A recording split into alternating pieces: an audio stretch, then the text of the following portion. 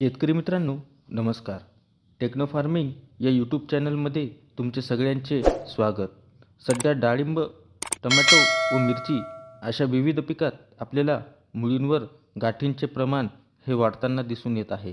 तर ते म्हणजे निमॅटोड, ज्याला आपण मराठीमध्ये सूत्रकृमी असे म्हणत असतो. तर शेतकरी मित्रांनो, आज आपण विविध प्रकारचे निमॅटोड व त्याचा प्रसार कसा होतो व त्याचे एकात्मिक व्यवस्थापन आपण कशा पद्धतीने करू शकतो, अशा विविध माहितीवरती आज आपण चर्चा करणार आहोत. शेतकरी बंधूंनो, माहिती घेत असताना आपण निमॅटोडचा प्रसार हा कसा होतो व निमॅटोडचे प्रकार व ते कोणकोणत्या पिकांवरती येतात, त्याच पद्धतीने त्याचे व्यवस्थापन आपण कशा पद्धतीने करू शकतो, अशा महत्त्वाच्या गोष्टींवरती आज आपण चर्चा करणार आहोत. शेतकरी मित्रांनो, निमॅटोडचा प्रसार हा कसा होतो? शेतीमध्ये आपण जी मशागत करत असतो, तर मशागत करत असताना आपण जे अवजारे वापरतो, तर ह्या अवजारांमार्फत निमॅटोडचा प्रसार हा होत असतो. त्यानंतर आपण जी नर्सरीमधून किंवा जी रोपे लागवड करत असतो, तर त्या रोपांमार्फतसुद्धा निमॅटोडचा प्रसार हा होत असतो. शेतकरी मित्रांनो, त्याच पद्धतीने आपण जे शेतामध्ये ज्या प्रकारे आपण हालचाली करत असतो, म्हणजेच इकडून तिकडे ये-जा करत असतो, तर आपले बूट, चप्पल यांच्यामार्फतसुद्धा निमॅटोडचा प्रसार हा होत असतो. त्याच पद्धतीने आपण जे आपल्या शेतात पाणी देत असतो पिकांना, तर त्या पाण्यामार्फतसुद्धा निमॅटोडचा प्रसार हा होत असतो. तर शेतकरी मित्रांनो, आता हे होतं निमॅटोडचा प्रसार हा कशा पद्धतीने होतो. त्याच पद्धतीने आता आपण बघूया की निमॅटोडचे प्रकार हे किती आहेत. तर सर्वप्रथम आपण निमॅटोडचे जे काही 4 प्रकार आहेत, तर त्याविषयी आपण जाणून घेऊया. शेतकरी मित्रांनो, आता सगळ्यात पहिले जो निमॅटोड येतो, तो म्हणजे रूट नॉट निमॅटोड. तर हे निमॅटोड जे आहेत, हे निमॅटोड मुळींवरती गाठी तयार करतात व ते आपण आपल्या डोळ्यांनी सहजगत्या बघू शकतो. आपण जर का आपले रोप जर उपटले, तर उपटल्यानंतर मुळींवरती गाठी दिसून येतात.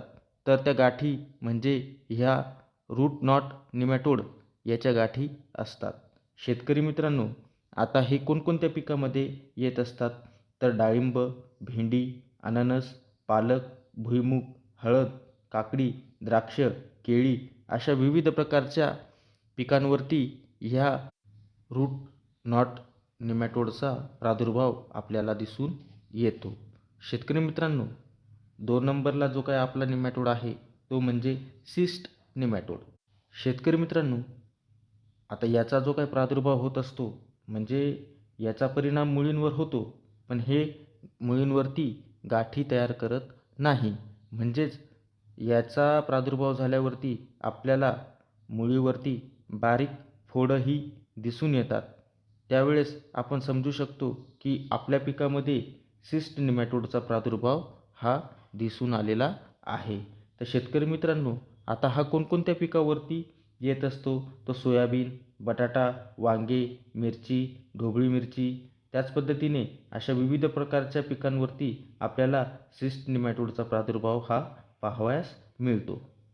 त्यानंतर तिसरा जो काही आपला निमॅटोड आहे, हा म्हणजे रूट बरोविंग निमॅटोड. तर शेतकरी मित्रांनो, हे झाडाच्या मुळींमध्ये बारीक छिद्र करून त्या ठिकाणी आपलं वास्तव्य करत असतात. आणि शेतकरी मित्रांनो, हे काय करत असतात की ज्यावेळेस छिद्र करून राहत असतात, तर त्या छिद्रामध्ये आपल्या विविध प्रकारच्या ज्या काही बुरशी असतील किंवा कीटक सूक्ष्मजीव असतील, तर हे त्याच्यावरती अटॅक करतात व त्या ठिकाणी आपली मुळी ही डॅमेज होत असते. तर शेतकरी मित्रांनो, आता हे कोणकोणत्या पिकामध्ये येत असतात, तर केळी, संत्रा, आले, चहा, मिरची, टोमॅटो अशा विविध पिकांमध्ये या रूट बोरोविंग निमॅटोडचा प्रादुर्भाव आपल्याला पाहावयास मिळतो. आता शेतकरी मित्रांनो, आपला चौथा जो काही निमॅटोड आहे, तो म्हणजे रेनिफॉर्म निमॅटोड. तर शेतकरी मित्रांनो, हा जो काही निमॅटोड आहे, हा आपण डोळ्यांनी बघू शकत नाही व आपण जर मायक्रोस्कोपच्या साहाय्याने जर आपण बघितला, तर आपल्याला किडनीच्या आकाराचा हा जो काही निमॅटोड आहे, हा त्या ठिकाणी आपल्याला दिसत असतो. म्हणजे किडनीसारखा याचा जो काही आकार आहे, त्याला आपण रेनिफॉर्म निमॅटोड असे म्हणू शकतो. शेतकरी मित्रांनो, आता हा कोणकोणत्या पिकावरती तर कापूस असेल, चवळी असेल, अननस असेल, केळी असेल, भेंडी असेल, टोमॅटो असेल, मुळा, वांगी, काकडी अशा विविध पिकांवरती आपल्याला रेनिफॉर्म निमॅटोडचा प्रादुर्भाव हा पाहावयास मिळत असतो. शेतकरी मित्रांनो, आता आपण निमॅटोडचे प्रकार बघितले. तर ह्या निमॅटोडमुळे आपल्याला आपल्या पिकात काय लक्षणे दिसून येतात? म्हणजे की आपण समजू शकतो की आपल्या पिकावरती निमॅटोडचा प्रादुर्भाव हा झालेला आहे. शेतकरी मित्रांनो, ज्या पिकामध्ये निमॅटोडचा प्रादुर्भाव झाला असेल, तर त्या ठिकाणी आपल्याला मर ही दिसून येते. म्हणजे आपले जे काही पीक आहे, हे पूर्णपणे त्या ठिकाणी मरत असते. आपल्या पिकाला आपण ओलवा असूनसुद्धा जर का आपलं पीक हे सुकत असेल, तर त्या ठिकाणी आपल्याला नेमॅटोडचा प्रादुर्भाव हा पाहावयास मिळतो. त्याच पद्धतीने आपल्या पिकात जर का फळे, फुले ही कमी प्रमाणात लागत असतील, तर आपण त्या ठिकाणी नेमॅटोडचा प्रादुर्भाव हा समजू शकतो. त्याच पद्धतीने पिकातील अन्नद्रव्य शोषण हे मुळींमार्फत होत असते आणि ह्या मुळींवरती नेमॅटोडचा अटॅक जर का झाला, तर मुळी हे जमिनीतून अन्नद्रव्य शोषणे हे बंद करत असते. म्हणजे जे अन्नद्रव्य आपल्या पिकाला पाहिजे असेल, तर ते मिळत नाही व पर्यायी पीक हे त्या ठिकाणी अशक्त होत असते व त्या ठिकाणी मर ही आपल्याला दिसून येत असते. म्हणजे पीक हे सुकताना दिसून येत असते. त्यावेळेस आपण समजू शकतो की आपल्या पिकामध्ये नेमॅटोडचा प्रादुर्भाव झालेला आहे. त्याच पद्धतीने जे की आपण पाणी देत असतो किंवा अन्नद्रव्य देत असतो, हे पिकामध्ये पूर्णपणे शोषलं जात नाही. त्याच्यामुळे सुद्धा नेमॅटोड आपण मुळी कोरून हा चेक करणं गरजेचं आहे. शेतकरी मित्रांनो, आता ही आपण जी बघितली ही लक्षणे आपल्या पिकावर जर दिसून आली, तर आपल्या पिकावरती नेमॅटोडचा प्रादुर्भाव हा झालेला आहे. शेतकरी मित्रांनो, आपण नेमॅटोडविषयी माहिती घेत आहोत. पण माझी शेतकरी मित्रांना एक विनंती आहे की ज्यांनी अजून आपले चॅनल सबस्क्राईब केलं नसेल, तर त्यांनी आपल्या चॅनलला सबस्क्राईब करा. शेतकरी मित्रांनो, आता आपण निमॅटोडचे एकात्मिक व्यवस्थापन बघणार आहोत. तर आपण निमॅटोड हा कशा पद्धतीने कंट्रोल करू शकतो, तर त्याविषयी आपण जाणून घेऊया. शेतकरी मित्रांनो, आता ज्यावेळेस आपण मशागत करतो, तर आपल्याला जी काही नांगरणी करायची आहे, ही नांगरणी खोलपर्यंत करायची आहे. म्हणजे जेणेकरून खोलगट नांगरणी आपल्याला त्या ठिकाणी करायची आहे. त्याच पद्धतीने आपण जर का एकच पीक वारंवार त्या जमिनीमध्ये जर घेत असू, तर पीक बदलणे आपल्याला गरजेचं आहे. त्याच पद्धतीने आपल्या पिकाच्या आजूबाजूला आपण झेंडू या पिकाची लागवड करायची आहे. झेंडूमध्ये आपल्याला अल्फा 13 हे एक प्रकारचं केमिकल आढळून येत असते व या केमिकलमुळे त्या ठिकाणी निमॅटोड जे काय आहेत, हे मरत असतात. म्हणजे हे जे काही केमिकल आहे, हे त्यांच्यासाठी खूप घातक ठरतं. म्हणून त्या ठिकाणी निमॅटोड हे मरत असतात. म्हणून आपल्याला आपल्या पिकाच्या आजूबाजूला झेंडूची लागवड करणं गरजेचं आहे. त्याच पद्धतीने मिश्र पीक आपण त्या ठिकाणी घेऊ शकतो. म्हणजे मिश्र पिकाचा उपयोग करून सुद्धा आपण निमॅटोडचा बंदोबस्त करू शकतो. शेतकरी मित्रांनो, आता निमॅटोडचा आपण केमिकल व बायोलॉजिकल पद्धतीने कशा पद्धतीने आपण नियंत्रण मिळवू शकतो, तर त्याविषयी आपण थोडं जाणून घेऊया.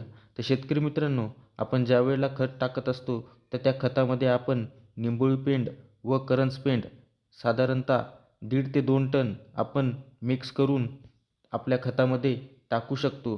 जेणेकरून त्या ठिकाणी निंबोळी पेंड व करंज पेंड याच्यामुळे नेमॅटोडचा प्रादुर्भाव हा कमी होईल.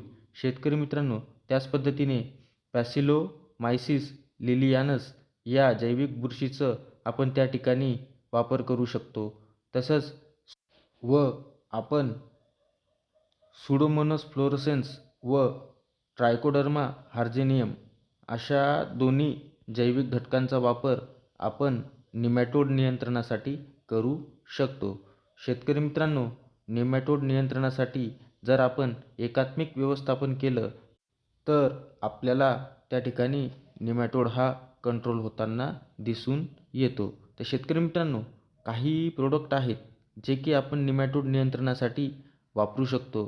तर ते म्हणजे कॅनबायोसिस या कंपनीचे निमॅस्टिन पी, ॲम्बिको या कंपनीचे ॲम्पिलोमायसिन, त्याच पद्धतीने कॅनबायोसिस या कंपनीचे सुडो व ट्रायको कॉम्बॅट असे विविध प्रकारचे औषधं आपण निमॅटोड नियंत्रणासाठी वापरू शकतो.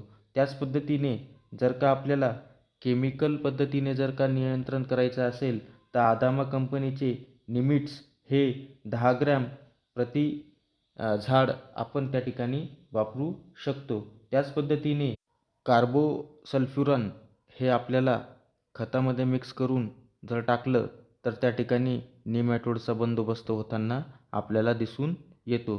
त्याच पद्धतीने फ्लुपायरम आपल्याला 250 ते 300 मिली आपल्याला ड्रिपद्वारे देऊ शकतो. त्याच पद्धतीने आबामेक्टिन आपल्याला 40 मिली प्रति 100 लिटर पाण्यासाठी आपण घेऊन हे ड्रेंचिंग आपण त्या ठिकाणी करू शकतो.